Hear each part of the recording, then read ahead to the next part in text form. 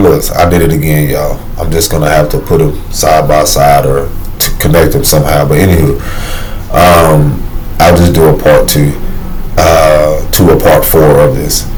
A lot of you don't know. I wish I could move it out of the way, but a lot of you don't know that a lot of your, especially the Gen Z, or basically the generation that comes out to us, a lot of us don't have even knowledge of our ancestors or, great grandparents and so forth, because of so much has been hidden. And now that it's coming up in our bodies, because a lot of us have don't recognize that a lot of our, when we're talking about intergenerational trauma, these are things internal. And this right here is so important because a lot of things we're not even aware that what we're dealing with emotionally, mentally, and so forth that our great grandparents or ancestors were a part of, is why a lot of us are impulsively like going into things with no type of guidance and direction. And the reason a lot of my messages are like this is because I'm bringing awareness to things whether it's uncomfortable for the generation before me, which is fine because this is the only way a lot of us can do things. And it talks about that where right here where it talks about the difference in communication style. I'm doing it digitally because things have already transferred. I was just telling someone how in my generation, I remember I had a paper food stamp. Now it's digital. I remember where you can just have to have money. Now it's digital. You know what I'm saying? I can take this money in my pocket and literally go to a store. Shit is crazy. I can literally go to a store and say I want to upload. Like, this is how much shit is transferred. Upload. And this has happened through every generation. When there's a shift and so forth, the illusion of the war, what y'all don't realize is that it's the war aspect is, and this is my interpretation, is the war between the generation before and the generation that's coming. And what that entails is like global warfare, or the war in itself is almost like a transfer of spirit, emotion, mental, physical. And what that means is that physical positioning, physical status, a change in hand, a change in positioning in all aspects. As above, so below, as within, so without. That's what's happening. When people leave out of this world, there's a shift in position. And what has always happened, there's a shift in consciousness, there's a shift in awareness. The war is that the generation before doesn't want to change, doesn't want to evolve.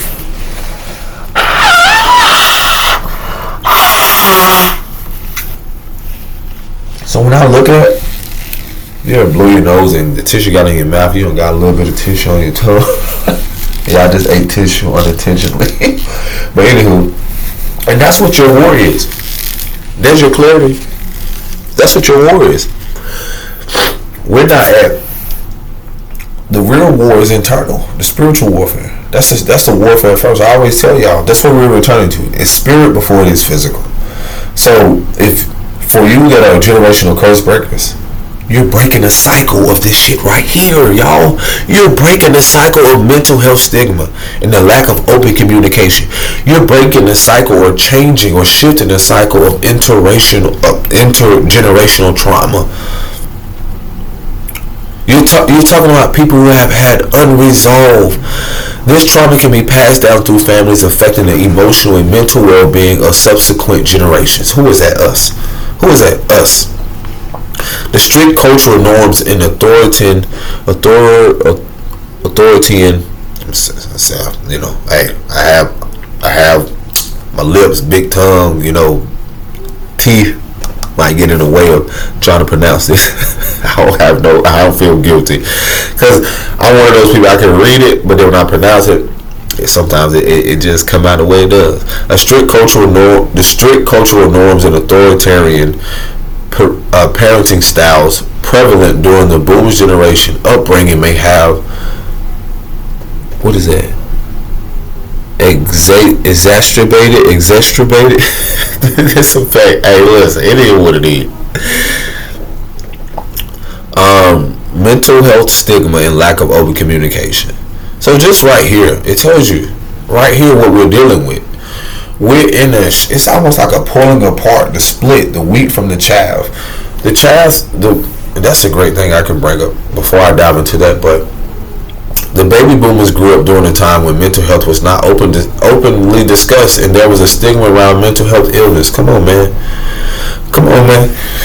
So, matter of fact, this connects to when you're talking about a lot of your grandparents and great-grandparents having to deal with going to war, going to places, doing things, dealing with, let's say darker shaded people in certain demographics who are a part of that, having to deal with things, then given religion, to which, again, from my perspective, was another form of passively aggressively dealing with your fucking emotions, dealing with your spirituality, your spiritual hygiene, that before, which we know of, ancestrally, those that are in tune, where before religion, there are things that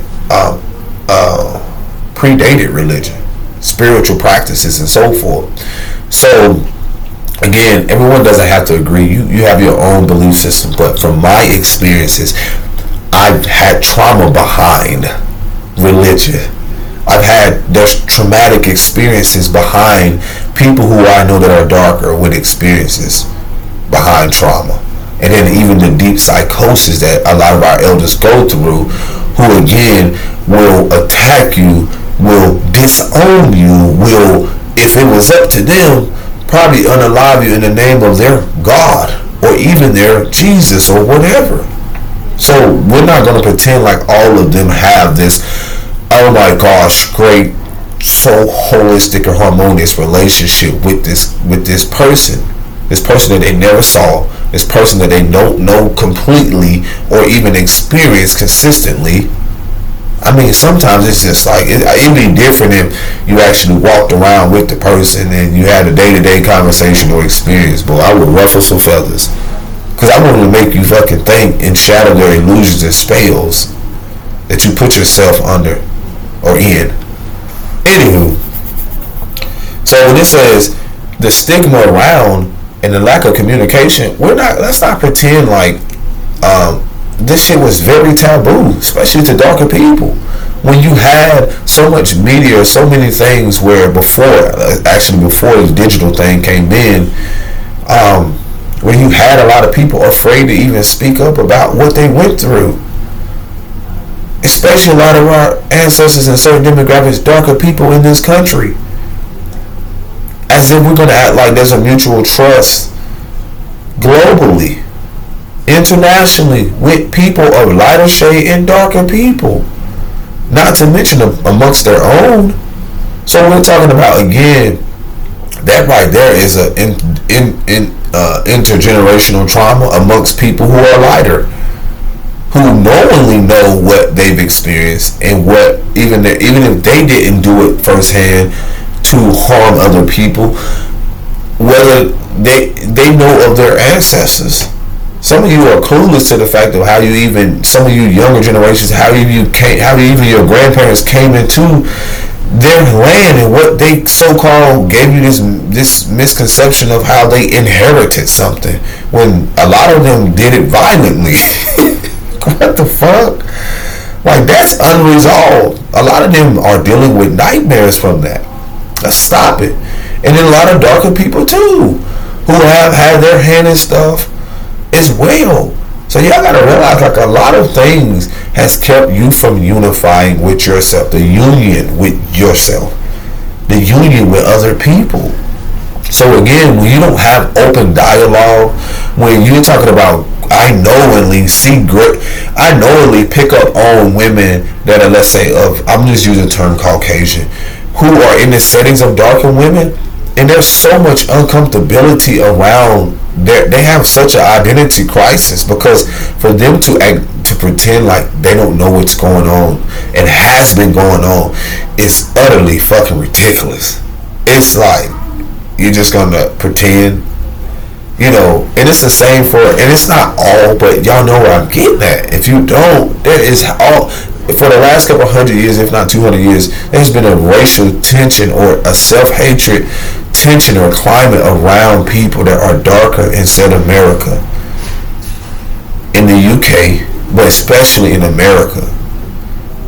This as if we're supposed to, you're trying to tell us, and then you teach your kids to not only be passive aggressive, but you're trying to tell us, a compassionate people that we've always been, but it's like someone is trying to make us to be more passionate towards success rather than being more compassionate towards ourselves, which we realize that y'all fucking generation don't have no compassion. You went away from so much having compassion for yourself and for your people that you teach your generations this.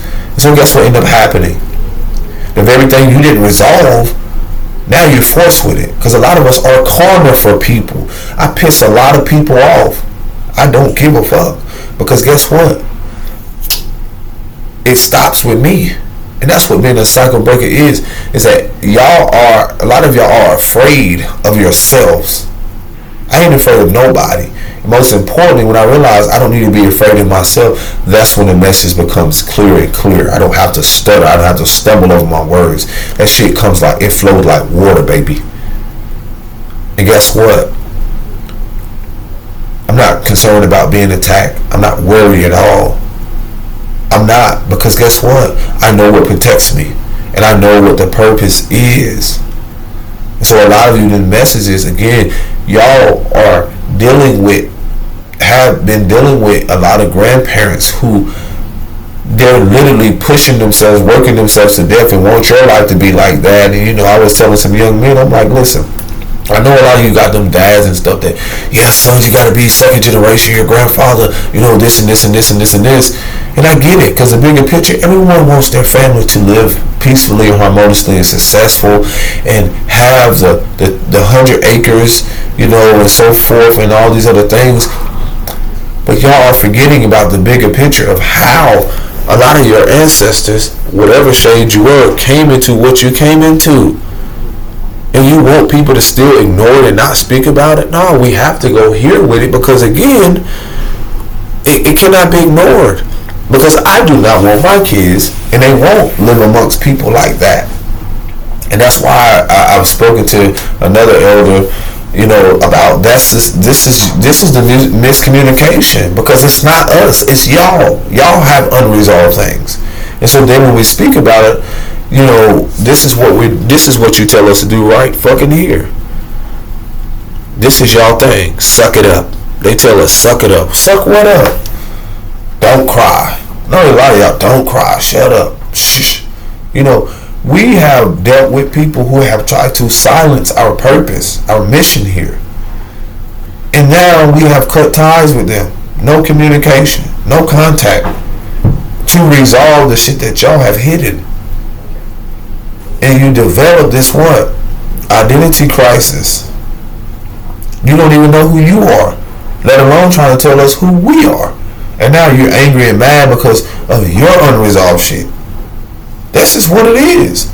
You got people, I don't care. When you look at the ages of people, whether if it's in sports, whether it's in whatever type of status, whatever corporation and so forth, let's stop acting like, again, I was telling my partner, I said, let me tell you something that's definitely deep. When you have certain people that are running or in certain positions, they have built a lot of these things with this rage, with this intention on, having unresolved traumas and rage around keeping people out that don't look like me.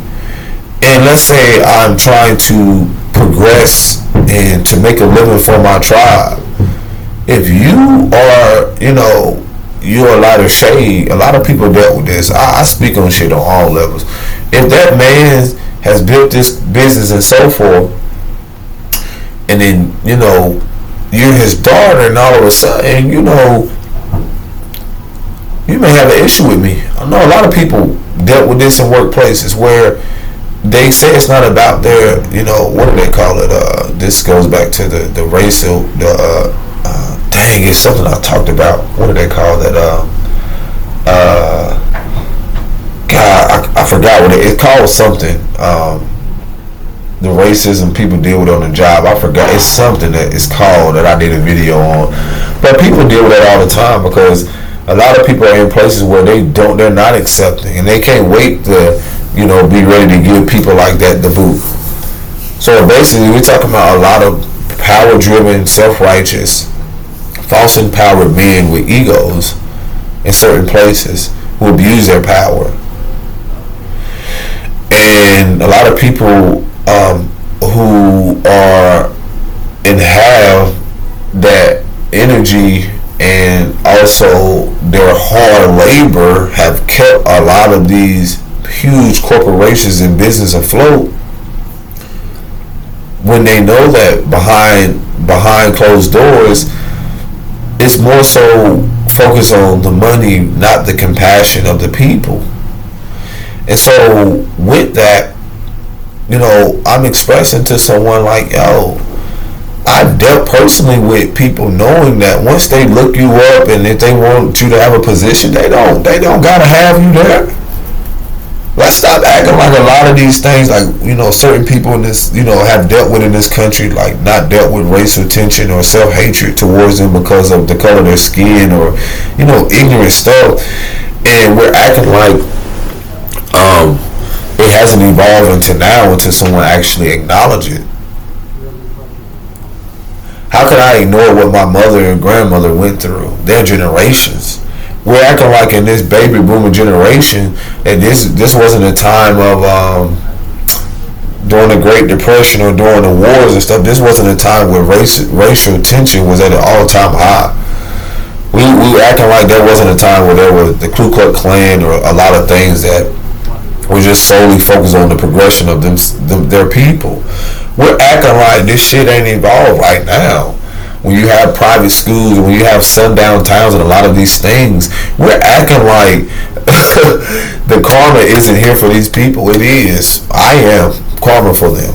I am. Literally. A lot of us are. Because we're either choosing to evolve our lineage and move past that, and it's not to downplay what especially a lot of people have experienced, but I realize a lot of my transitioning or experiences with a lot of these things has a lot to do with, wow, is this what my grandmother, is this what my ancestors experienced?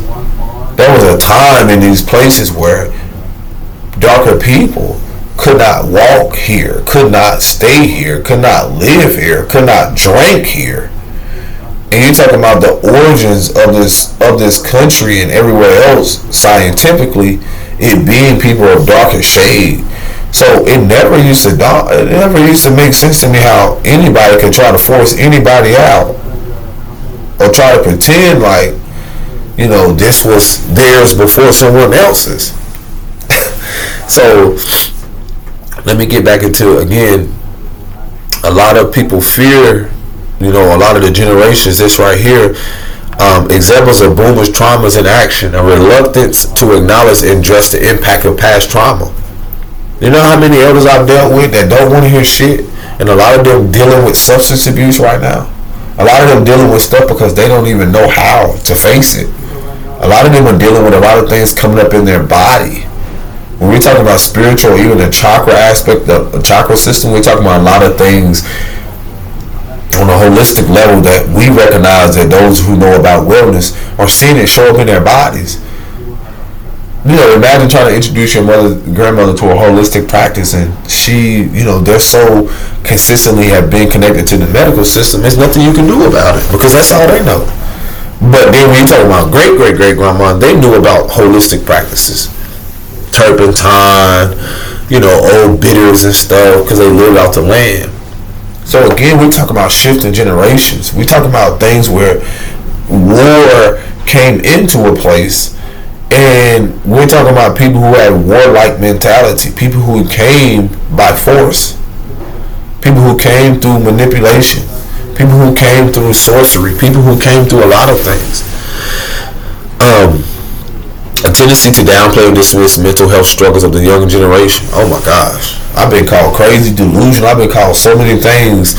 And I be sitting there looking at the people who won't go to therapy. I be sitting there looking at the people who are so stuck in their narrative that's the delusional. That's the like it be mind blowing to me. And that's where grace has to come in. Like I'm not expressing this to attack. I'm expressing it to like the rage that comes up in the anger is because again I can relate.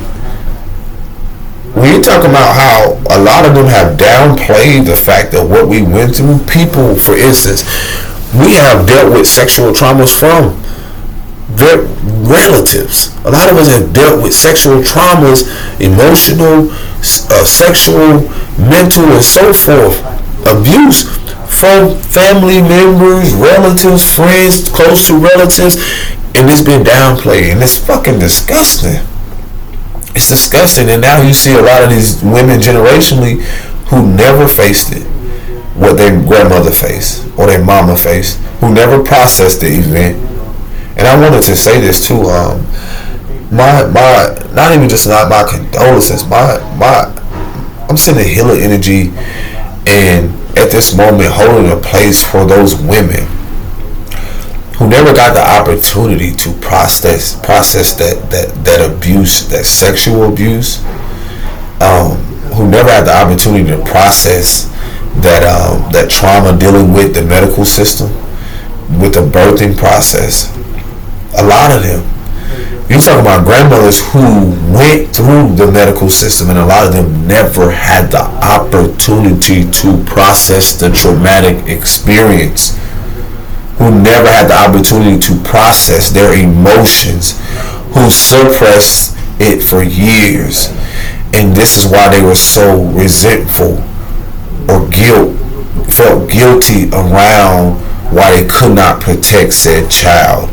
You know, you're talking about a lot of mothers, especially grandmothers and great-grandmothers, who did not know. I think that's what I need to say.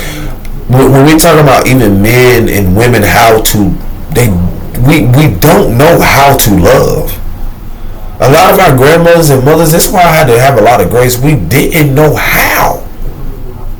They didn't know nothing else. A lot of mothers here, again, holding space for y'all especially.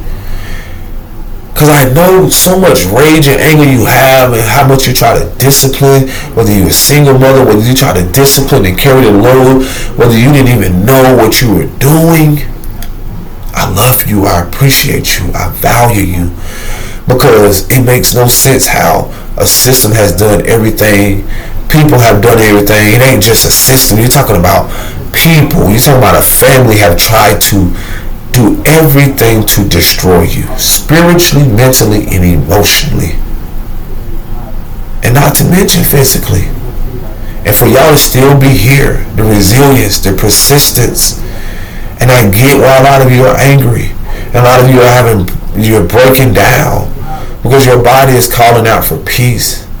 Your body is wanting to be at peace that your grandmother never had, from the unresolved events that she never processed in her womb, the things she dealt with that you know nothing about, that you unconsciously lived through or repeat, that you didn't even know until now, until this message was received, because you didn't know that the body keeps a score.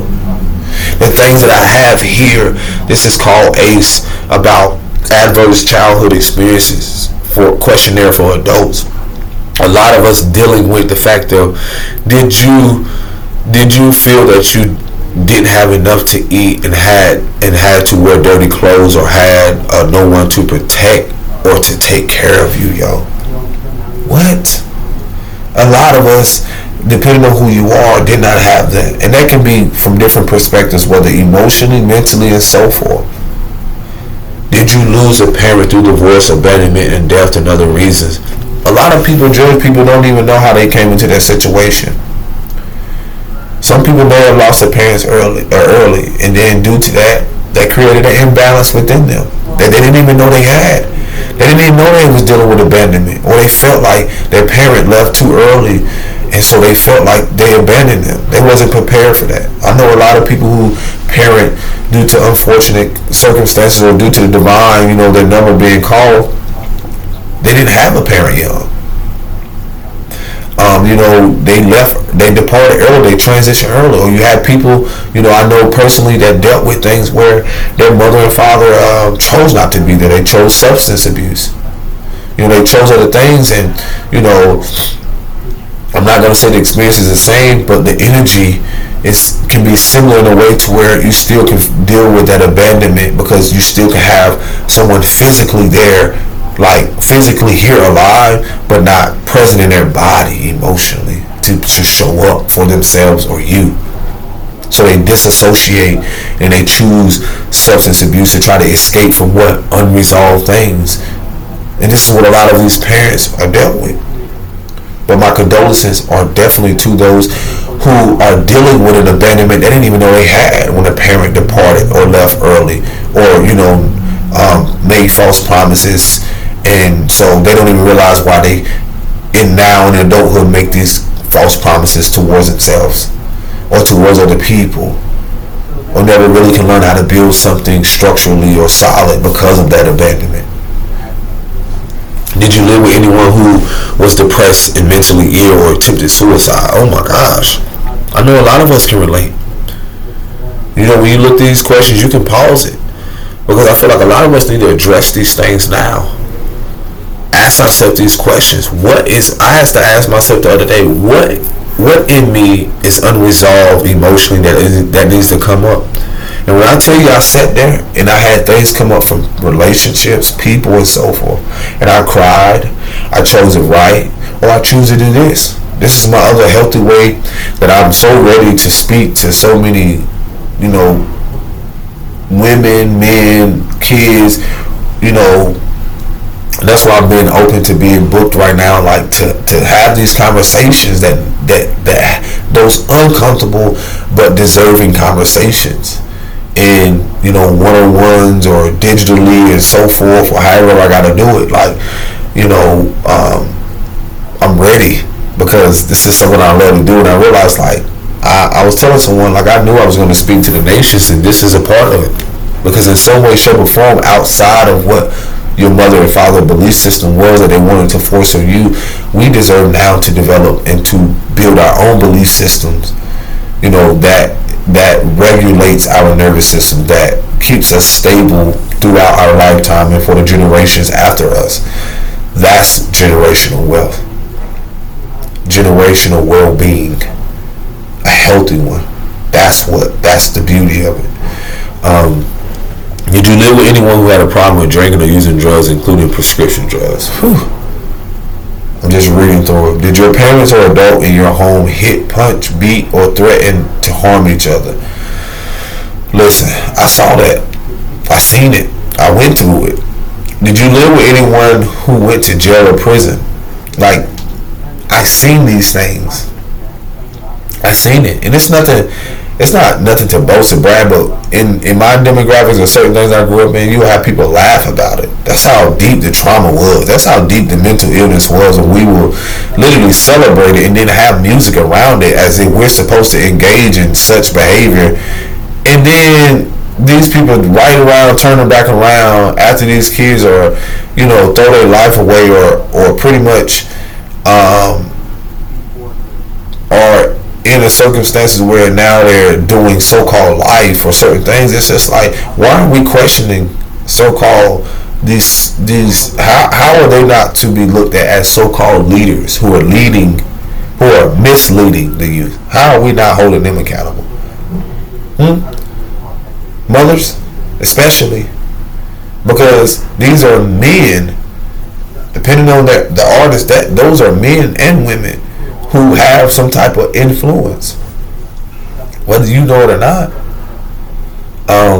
Did a parent or adult in your home ever swear at you, insult you, and put you down? Yes. No. Even this fact of it's like backhanded compliments or certain things where, again, we're dealing with a lot of things where, if we're talking about a lot of our parents or certain people never wanted to they're very dismissive. I think yep, right here.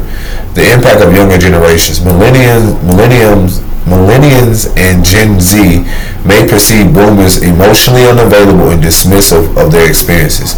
The reason why that's so big, and I'm just about to get on that, is that a lot of our mothers and them did not know love. A lot of people did not know love. They had this overly sexualized culture, oversensitized, well-being, or the lack of self-awareness, really.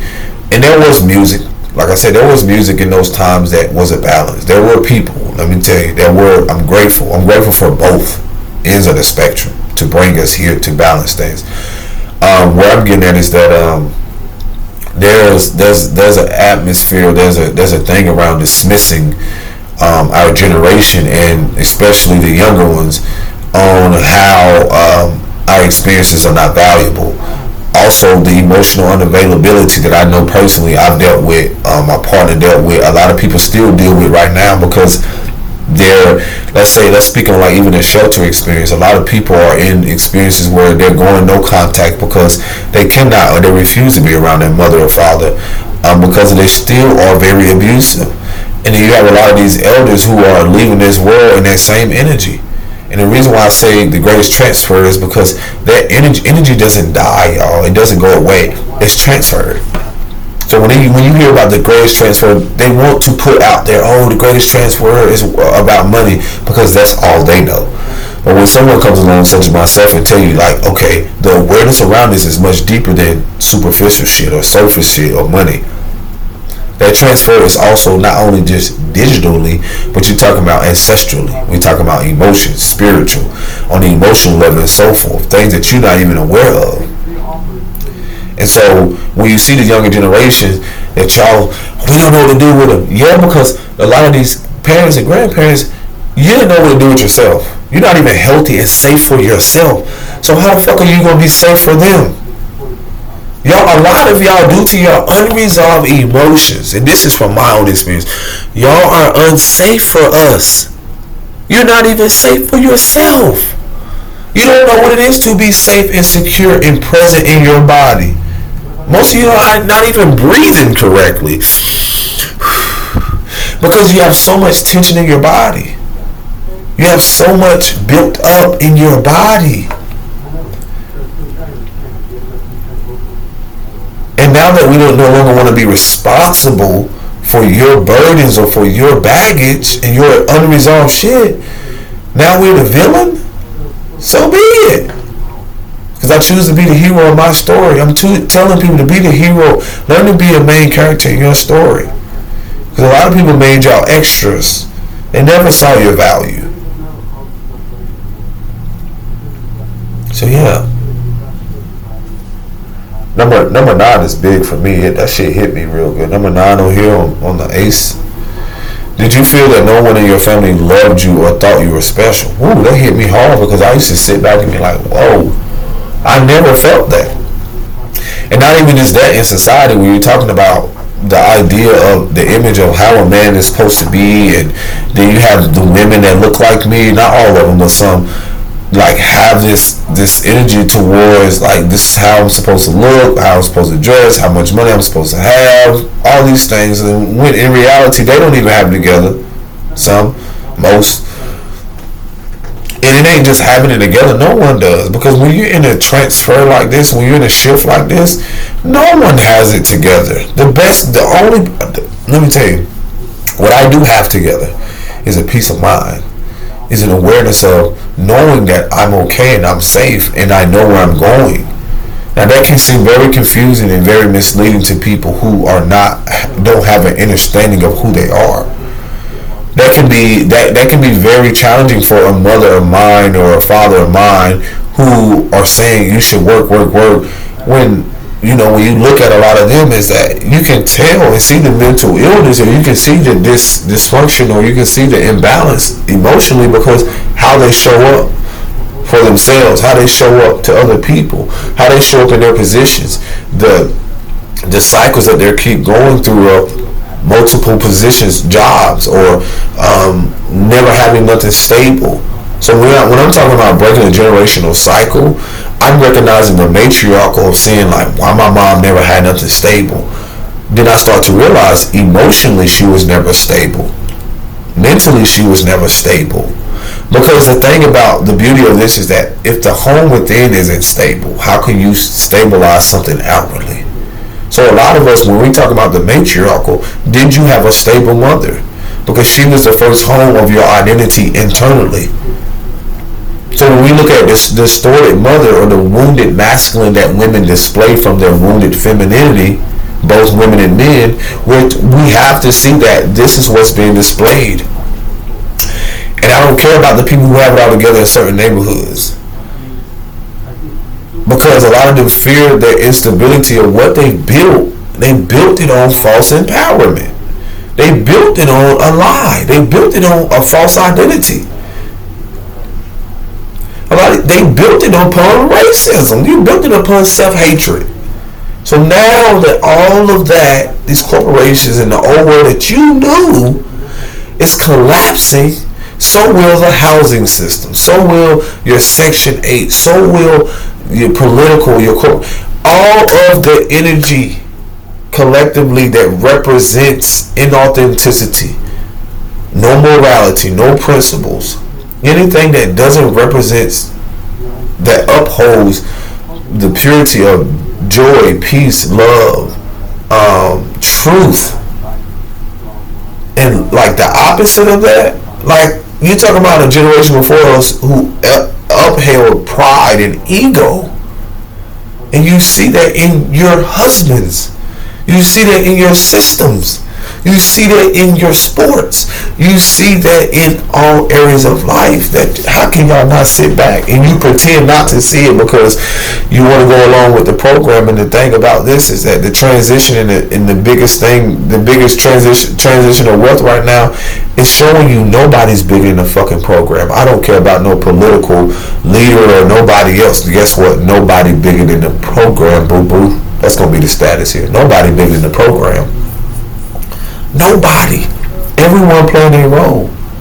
So again, we're talking about not only if I never felt okay. Let me go back to the again recognizing the thing with my mother and then the thing with my father. It's going to be completely different. So my generational vices or what I'm here to change will look completely different in your experiences. My breaking generational cycles is going to look completely different in yours. Knowing that what my father, he great at what he does and so forth.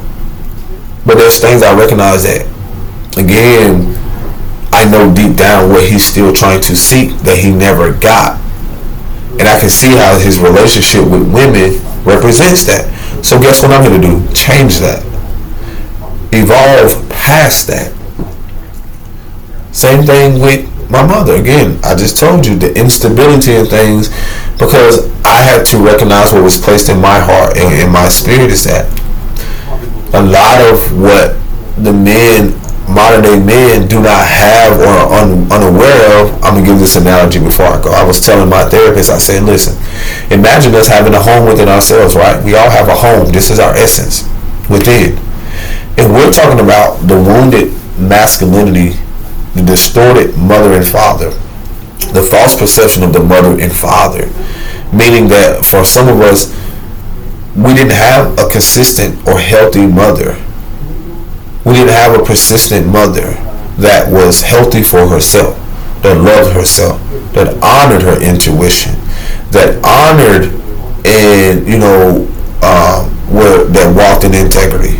We didn't have a father. Some of us didn't even have a father that was present, or if we had men that were in our immediate circle, or what we were exposed to was not integrity, was not authenticity. Let's stop pretending that these cultures and even the generation before us, when it says that they were that they had unresolved things. Okay, these are generations of people who never sat down, and let alone sat down and talked about the very thing. So how can we sit here and pretend that our mothers and fathers are not those very kids who had unresolved things, who grew into those adults, who projected their shit onto us?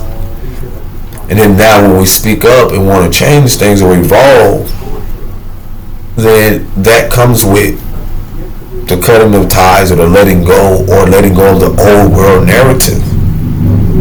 So a lot of things we're having to face has a lot to do with the fact of, I know personally what my dad is experiencing. Because me learning about what his experience is the past in a way, because even though he's presently here, his experiences happened before me, before I arrived. So learning about even how his connection is and was with his mother tells me a lot about myself. How not only I interact with women, but the patriarchal part. What do I need to evolve? What do I need to become aware of? Same thing with my mother. How is her relationship with her mother? How is her relationship with women? Did I internalize that? And that's where that intergenerational trauma comes from, that we can no longer ignore. Is that we have to realize we are the product of passed down traumas, unresolved. And so this war aspect is that of the resistance of spiritually like ancestors who did not want to change. And there's no difference in people presently in the physical that do not want to change, do not want to evolve per se. So they're with that, they're not. So again, let me say this analogy. We all have a home here, right? So imagine that I was telling my therapist this. I said, imagine you having a home in yourself, right? And I've said this on another video, but this one was different. Imagine at home within yourself, your repressed, suppressed, unresolved traumas, right? Are those things that are in that house that are cluttered. I mean, you ever seen hoarders? It's like when you go in that house, you can barely walk over shit. You can barely get here, get to your bed, and so forth. And on those, there it may be a little shirt when you were 5 that something may have happened that you never processed. Okay, there may be something else in that home where when you were 25, where something happened where you were abused or in an adult or and these are things that we hoard, and eventually when we ignore them and we focus more on the external, when we have focused more on being passive aggressive, when we have focused on more suppressing the emotions and memories, imagine that the weeds start to grow, bugs start to enter, so many things start to cover the home to where you don't even see it no more because it's blended in with the trees, with the swamp, all those things. I told her what I'm here to do and what I've been doing. The difference is between me and those people or whoever refuses to go in. I said, I'm decluttering my shit right now. I'm removing it. I'm going in myself, within myself, and I open the door and I'm like, whoa.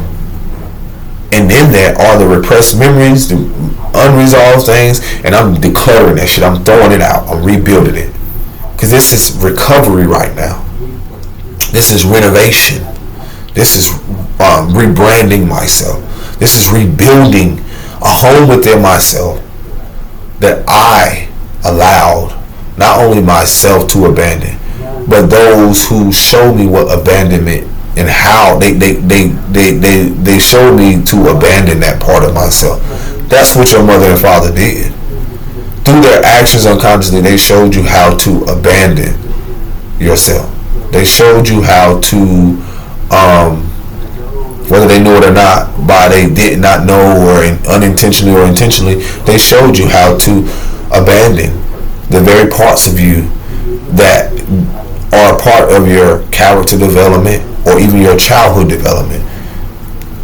And this is where, again, where when you start to declutter it, and even though stuff was there inside this home within yourself, you start to realize, like, wow, it's me that had to do this, not them. That's what healing does for you. That's what going into yourself and coming back home to yourself is, coming back home to the shit that you left there 10, 20 years ago that was unresolved, that you did not process from that relationship, that you did not process, that you assumed that you processed, but you may have went through substance abuse. You may have jumped into another relationship. You may have done this and did that and not realize, like, oh my gosh, no. This time, this season, I'm recovering from that. Or I'm renovating. Because when I say recover, recreate, rebuild, all those are different seasons. Because right now I told myself I'm in recovery from the very things, from the unrepressed memories of childhood homes and certain things. I'm in recovery. My body is recovering. Things are purging out from that. So in that now, next season is rebuilding for me. I'm recovering right now. So I'm not going to allow access to me, because I'm protecting my peace. I'm protecting what not only I could, and when I was a child, could not protect, but I'm recovering that part where I need to heal so I can now be able to move forward and to rebuild a part of my life that I wasn't able to, maybe 5-10 years ago. That's the beauty of this. So I'll probably do a part 5 or a lot of this, talking about even the different parts of seasons where you're talking about recovery, recreating, rebranding yourself. That's what evolution is. When you're going through generational cycles or changing, you're rebranding your identity. You're rebuilding it. And it's not they're not supposed to get it. They're not. That's what this is about. They're not supposed to get it. And that's just what it is. So, yeah. Y'all take care of yourself. Peace and blessings. Shalom.